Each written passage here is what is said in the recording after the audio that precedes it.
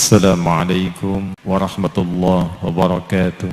Kita bermohon semoga rahmat Allah senantiasa dicurahkan dan melahirkan keberkahan-keberkahan terbaik yang diridhai Allah Subhanahu wa taala.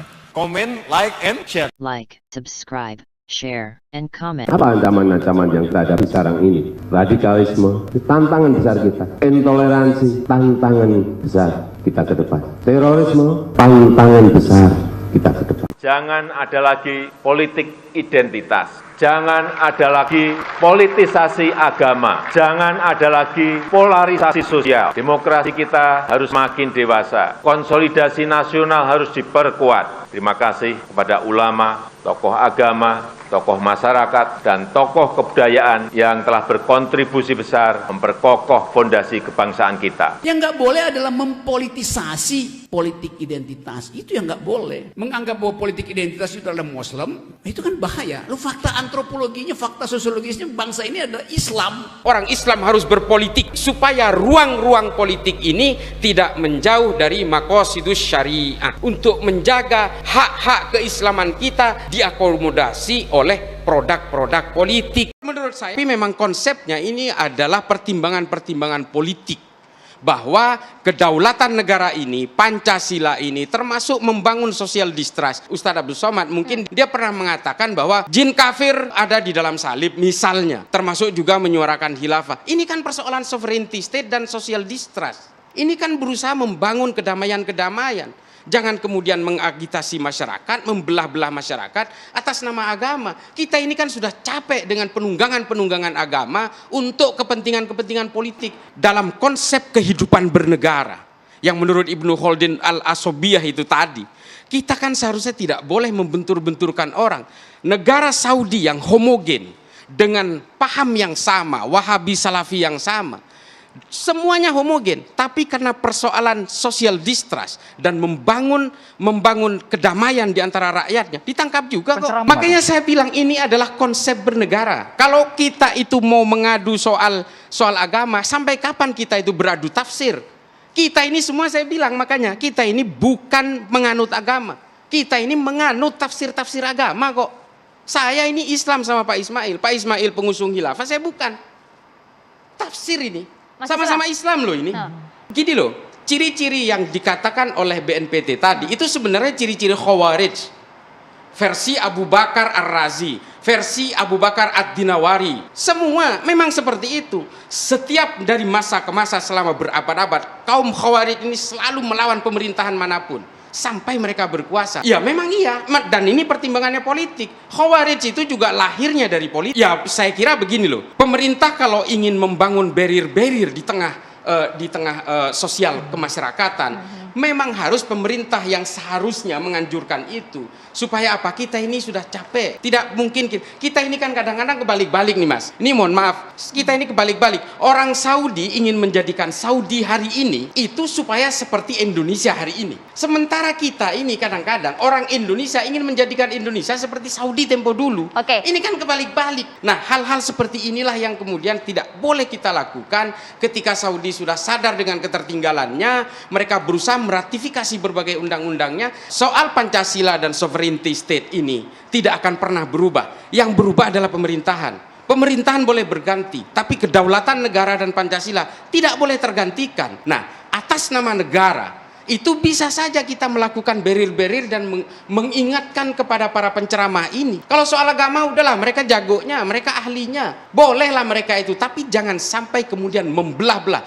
Jangan sampai kita atas nama agama sibuk membangun tembok-tembok yang tinggi tapi lalai membangun jembatan. Mengapa kemudian presiden dan juga pemerintahan hari ini itu kalau melihat persoalan-persoalan bangsa, KKB dan sebagainya, tentu saja semua itu adalah persoalan-persoalan yang harus kita hadap. Tapi satu hal mungkin kita semua tahu, insya Allah Kiai Anwar juga tahu, Pak Ismail tahu, Bang Kapitra tahu, bahwa politisasi agama ini menjadi penyakit bukan hanya hari ini. Ini sudah berlangsung 1400 tahun di semua agama. Perang antara Katolik Protestan di Eropa, perang antara sesama Islam di Madinah, perang sesama Islam di antara khalifah-khalifah, khilafah-khilafah mulai dari Eropa, Baghdad, Damaskus, Kufah dan sebagainya. Ini semua kita tidak boleh menutup mata terhadap itu, bahwa ketika politik itu menunggangi agama, maka semua kejahatannya akan terlihat terhormat. Ini sahih. Artinya kenapa kita harus lebih fokus terhadap persoalan radikalisme? Karena ketika persoalan radikalisme ini terlalu disimplifikasi, maka semua persoalan kehidupan sosial negara ini akan menjadi tumbang. Semua. Dan kita tahu, saya yakin Pak Presiden juga memberikan arahan kepada TNI Polri. Karena apa? Hampir semua perilaku radikal ini melakukan infiltrasi terhadap kepolisian dan tentara di seluruh dunia, mulai dari Al-Shabaab, mulai sampai ke Boko Haram, di Sudan, di Suriah, termasuk Arab Spring juga mereka menginfiltrate polisi dan tentara. Makanya Presiden mengatakan itu terhadap polisi dan tentara. Warning saja. Tidak perlu dilakukan profiling dan sebagainya. Yang perlu introspeksi itu adalah justru mereka, nama-nama yang ada di situ. Apa yang salah dengan saya? Saya pikir begini, orang yang takut dengan kriteria itu adalah orang yang punya radikalisme dalam hatinya. Bahwa apa yang disebut Pancasila, Undang-Undang Dasar,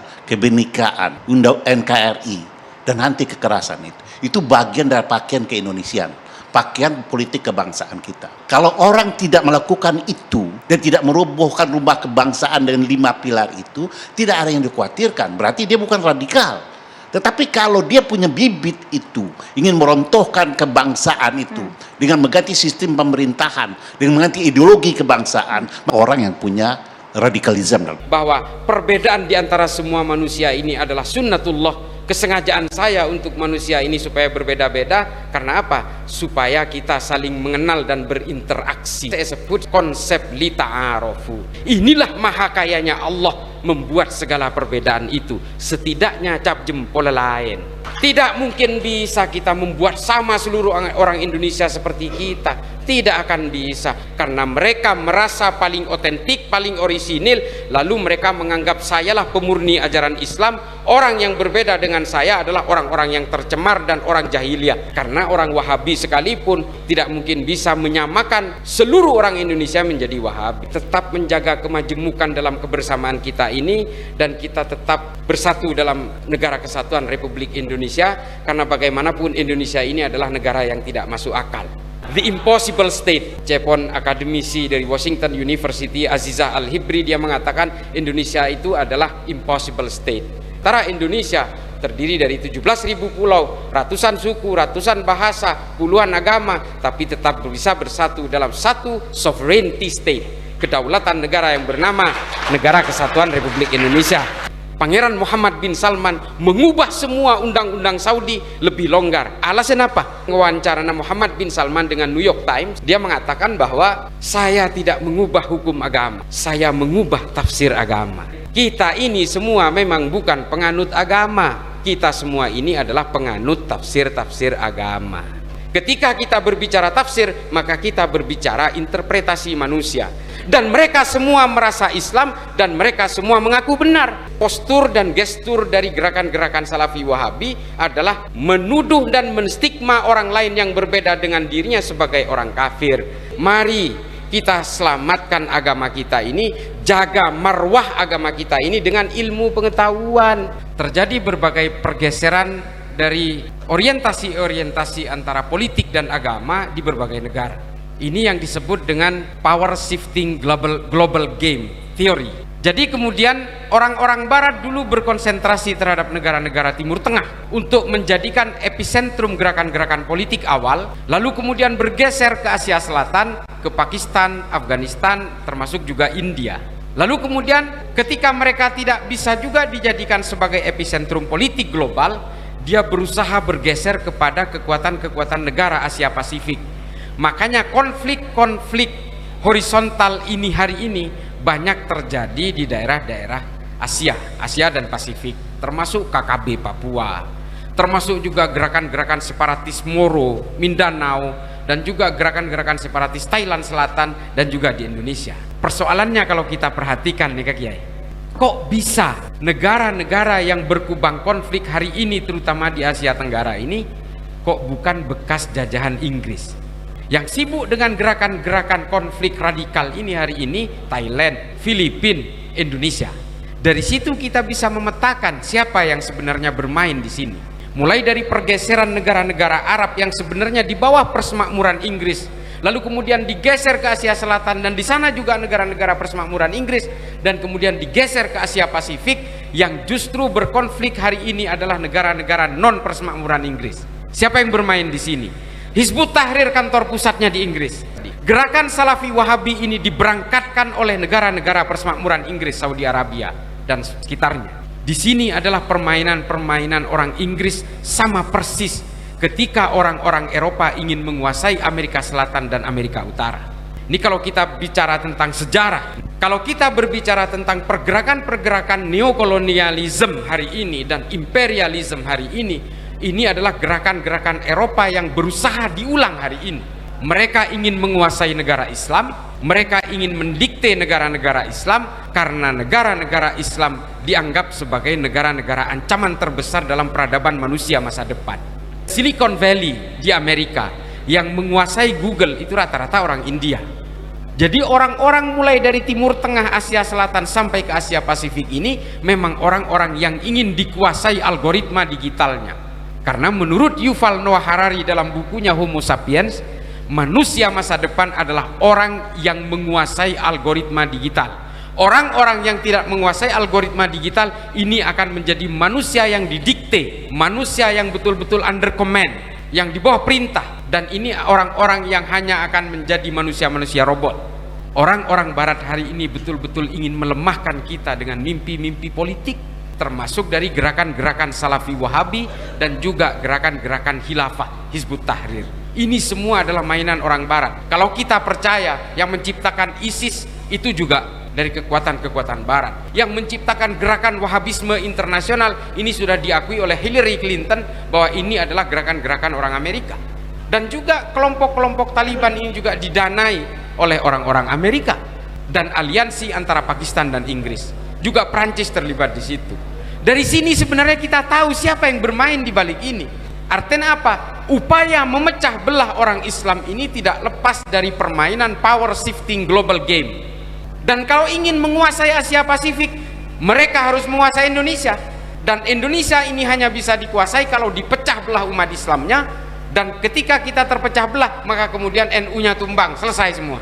Se-FPI, se-non-FPI, keurusan transaksi politik, urusan-urusan pragmatisme sosial dan politik, Jakarta di kalangan elit. Kita sudah memetakan aliran uang yang mengalir dari mana. Pak Kun dari Jakarta. Gerakan-gerakan politik yang membangun militansi luar biasa tanpa ada aliran uangnya akan menjadi sampah. Penetrasi ideologi terhadap satu negara, terhadap satu wilayah tanpa ada uangnya juga akan menjadi sampah. Teori Antonio Gramsci harus dipahami. Lalu kemudian, nah ini politik identitas. Politik identitas ini sudah dimulai karena tahun 2024 ini berkenaan dengan peringatan 1 abad tumbangnya Khalifah terakhir Kekaisaran Utsmani tahun 1924. Lalu kemudian dihubungkan dengan sebuah hadis sahih yang mengatakan bahwa setiap 100 tahun akan lahir seorang mujaddid. Lalu kemudian dihubungkan bahwa pemimpin yang akan dipilih pada tahun 1924 ini adalah seorang mujaddid. Ini salah satunya Bahtiar Nasir. Kejayaan akan kembali ke tangan umat Islam, insya Allah. Tetap yakin. Saya Karin mohon undur diri. Subhanakallahumma wa bihamdika asyhadu an la ilaha illa anta astaghfiruka wa atubu ilaik. Billahi taufiq wal hidayah. Wassalamualaikum warahmatullahi wabarakatuh.